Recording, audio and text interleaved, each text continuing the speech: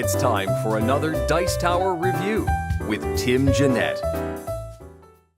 Hey everyone, Tim Jennette, the Metal Meeple here, and in this video we're taking a look at Super Mario Level Up board game published by USAopoly in 2017. It's for 3 to 6 players, it takes about 10 to 30 minutes. Its design is based off the original game called King Up by Stefano Luperto.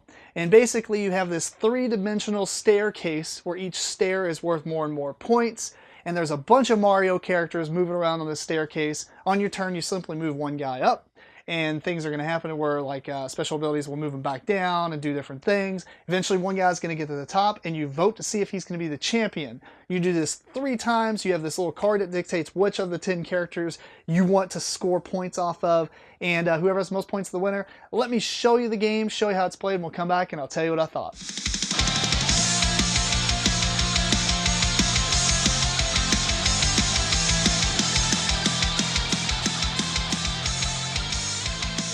So before you begin the game, you're going to have to just construct this 3-dimensional tiered staircase thing with the different levels on it. And then you're pretty much ready to begin. Each player is going to receive a lineup card. And this lineup card are going to tell you the 6 characters that you want to get furthest up on this board. Because at the end of each round, and you're going to play 3 rounds, you're going to score points based on where they're at. So if Luigi was on the 5th level here, he would score you 5 points, so on and so forth. So each player gets one of these, and you're going to place them on your score sheet face down. And you can look at this at any time. And like I said, at the end of a round, you're going to reveal it and score points, total them up. You do this 3 times. Whoever has the most points is the winner. Once you get your lineup card, you're also going to receive a voting card, a yes voting card. There's 6 cards here for 6 players in the game. And you're also going to get, in a 6-player game, 2 of these no cards. Depending on the lesser players, you actually get more of these, and these come back to you each round of the game. But they are spent once you use them. More on these in a minute, though. To begin the round, you're simply going to take turns placing one of the Mario characters, and you can see this is Donkey Kong. On the back, it tells you who it is, just in case you're not familiar. But on the lineup card, it does have a small icon for their picture as well. So in player order, you're going to choose one of these characters to place on the board. Let's look at our card here. We want Luigi to be up there. So let's take Luigi, and we place him on levels 1 through 4. In this case, obviously we want to put him on 4. Next player is going to go. They're going to select one. Say they put, who is this? Bowser Jr. This is going to continue. Sometimes people want to just, instead of picking one that you have, you're going to take somebody else's and place it on one so that they don't get past you and do it. So we're going to randomly place them up on here. Each level can only have 4 characters.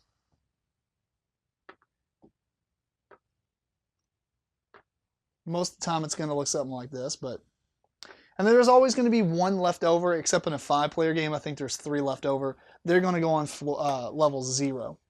Once that is completed, you're going to take these little special ability blocks, and you're going to put 4 of them on the 5th level. And then for every level down to 1 that has less than 4 things, you're going to add. So in this case, we have 3 on this level, so we get to put 1 token, and then we're going to put 3 on level 1. And then you're pretty much ready to begin. The start player is going to simply do one thing on their turn. They're going to choose a character and move them 1 space or 1 level up. Now you can't move, like for instance level 2 here, we can't move them into level 3 because there's already 4 people. So let's just say we move Luigi, we're starting our turn. We're going to move Luigi onto the 5th level here. When you move on to a level that contains blocks, you get to pick one and you get to take it and look at it. Most of the time it'll be immediately played things like this is go up a level, play immediately. It's kind of bad because that would initiate the voting, but we're going to pause on that for just a second and show you a couple of more of these. We have gain a power-up card, which is this deck here. We're also going to pause on that and show you in a minute. But let me show you the book here and show you all the different combinations or different results of these cards. Some of them are coins you get to keep till the end of the game. The mushrooms allow you to move characters up either immediately or later on. Sometimes it's this little stone block that will block a spot on the board. So if it flopped over right here, this would actually only allow 3 characters on level 2. We have the different turtle shells, which will move immediately move the same character back or play any time to move a character back. You have the little flower, immediately take another turn. This one, the player skips their turn, and you have to play it immediately, and you keep it in front of you and just discard it on your next turn. Bullet Bill is going to move all characters on the level from left to right down if possible. And then the power-up cards, like I said.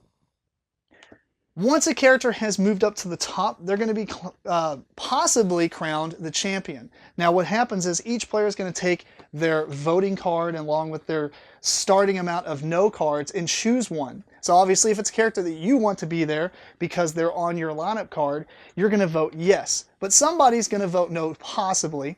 Most likely they'll vote no, and they're going to burn this. So if anybody, everybody takes a card face down, flips them all up. If there's any number of no's, those cards get discarded, and then that character is not crowned the champion. He is instead removed from play. You're going to continue until one character has been unanimously voted yes, in which case they're going to be crowned the champion. Let's just say that happened with Bowser. Bowser's at the top. Everybody says yes because they like him, which wouldn't make any sense for us, so we're going to choose Yoshi instead, just for sake of gameplay. So Yoshi's voted yes, and we're going to go on to the scoring phase, in which case we're going to look at this here. We have where's Luigi at? We check to see he's been removed from the board. He scores us 0 points. We would write 0 here. Yoshi is at the top. He would give us 10 points, so on and so forth. Total at the bottom, and you're going to save your any of the coins you got from these squares until the end of the game.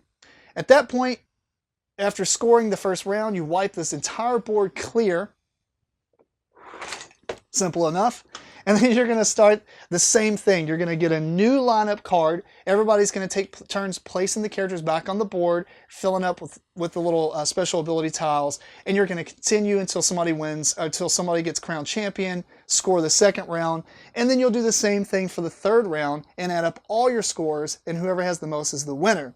Now, at the end of the third round, there's two things that will score differently. One, like I said, you'll get points from these little blocks that you may have collected with the coins, and also if you score 0 points for all 6 of your characters on the third round only, you get a maximum of 33 points. So that's pretty cool. Now just to show you some of the power-up cards, now that you know the game, because some of these worked with the voting, you can see here force another player to vote first and face up. So you can be like, how about you vote first, and then I know if I need to burn a no, right? Or return an eliminated character back to 0. So Luigi got eliminated, we can play that and put him back on, etc. Cancel another player's votes. Swap another character anywhere on the board. Cannot be on the top level though. We have another one-up. We have a play as a no vote, so it gives you an extra no vote for that round. Return an eliminated character, etc., etc., etc., etc. And that's pretty much how you play the game. And there you go. That is Super Mario Level Up board game. As a disclaimer, I did receive this as a review copy from USAopoly. Thank you. So keep that in mind when you're listening to my thoughts here. The first thing I'm going to say is this is an amazing game for board games, and I'll explain why. One, it's using a very familiar IP, Mario Brothers. Not many people are unfamiliar with Mario. So the other thing is it's very flashy. Now it is slightly annoying to have to put the board together every time you want to play this game, but I can see this at conventions, especially conventions that aren't board gaming related, like comic conventions and just different get-togethers and things like that, or even in game stores. This would draw people's attention because the elaborate setup that's going on, even though it's really not that crazy difficult of a game. It's just the visibility of this game works really well for the gaming community, and it's based off a game that's not bad. It's a very fun game. I haven't played the original, but it pretty much makes sense after I read about it once I played this one a bunch. So there's only a couple of things about the game I didn't like, and it's not really that it's a big deal. Some of those tokens that you flip over that make you lose a turn or make you take another turn, I kind of find that annoying in games. I don't really see why it was necessary to include it in this, but at the same time, the game is so fast, and even when it's your turn's done really fast anyway. So it's basically your turn again and again and again. The lose a turn probably could have just been chucked, but the gain a turn is okay. It's not really that big of a deal, because if somebody gains turn, goes up to the top, they can just be voted down anyway. So I don't know. it's just one of those things that I always think, anytime I hear lose a turn or gain a turn, it just makes me like, why is this in that game? I think the game works fine with lower amounts of players like 3 and 4 and such, but it does work a lot better, I think, or at least more fun with large amount of players like 5 and 6. And for the most part, the game, I mean, the strategies don't change, obviously, because the player count doesn't really matter, but there's a lot more people to do the diplomacy on. Be like, all right, I know a bunch of people have Luigi, let's get him to the top, kind of deal like that. So it's pretty entertaining. So otherwise, this game is great. I didn't know how I was going to think about it. Like I said, I didn't know it was based off the original game until after I played it a few times, honestly. And I was like, this ain't bad, right? We had talked about it in some other media that I do have a podcast, and we demoed it at Gen Con, and I was like, wow, this was surprising that I wasn't like, this is just garbage right away, because you just think anytime you see something massive, as massive as an IP as Mario Brothers, you think the game is just going to be terrible, right? But surprisingly, it's good, and surprisingly, like I said, it's very good for the gaming community based on what I said earlier. So that's pretty much it. I recommend this, especially if you have a gaming group that's always got 5 and 6 players in it, or even more, because the game literally is very fast. With 6 players, 30 minutes is pretty accurate, as long as people aren't just kind of being nonchalant about it. If everybody's kind of focused, I mean, that you can kick this game out multiple times, so you don't have to be so reluctant to want to set it up if you play it like that. So anyway, if you have any questions, feel free to post below.